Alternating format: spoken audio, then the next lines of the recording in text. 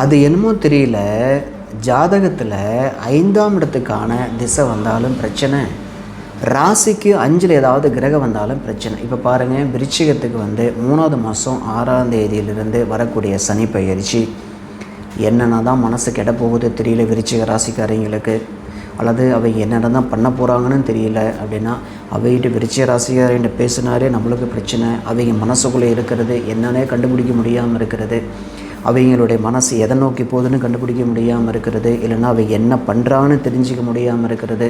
அதனால் விருச்சிக ராசியாக இருந்தீங்க அப்படின்னா ராசிக்கு 5க்கு சனி வரக்கூடிய காலம் 3வது மாதம் 6ஆம் தேதிக்கு அப்புறம் சனி 5க்கு வந்த உடனே தேவையில்லாத ரூட்டுக்கு நீங்கள் போகக்கூடாது, தவறான காதலுக்கும் போகக்கூடாது, இளமை காலமாக இருந்தாலும் வேறு காதலுக்கு போகக்கூடாது, அல்லது திருமணம் ஆகியிருந்தாலும் வேறு நட்புக்கு போகக்கூடாது. ஏன்னா கரெக்டாக 5ல் இருக்கக்கூடிய சனி கரெக்டாக 7ஆம் இடத்தை சனி பார்க்கும்போது உங்களுக்கு ஃப்ரெண்ட்ஸால் அல்லது நண்பர்களால் இல்லைனா ஏதாவது ஒரு காதலனால் தான் உங்களுக்கு பிரச்சனை வரணும் அப்படிங்கிறது.